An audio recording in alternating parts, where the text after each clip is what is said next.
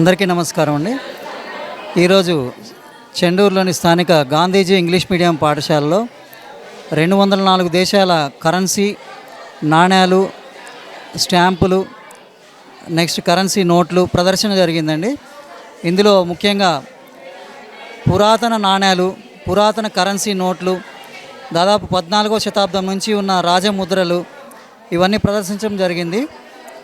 దేశ విదేశాలకి సంబంధించిన 204 దేశాల స్టాంపులు, అలాగే కరెన్సీ కాయిన్స్ కూడా ప్రదర్శించడం జరిగింది. విద్యార్థుల సౌకర్యార్థం ఇవాళ రేపు 2 రోజులు ప్రదర్శిస్తున్నాము. సైన్స్ ఎగ్జిబిషన్లో భాగంగా ఇది కూడా ప్రదర్శించడం జరుగుతుంది.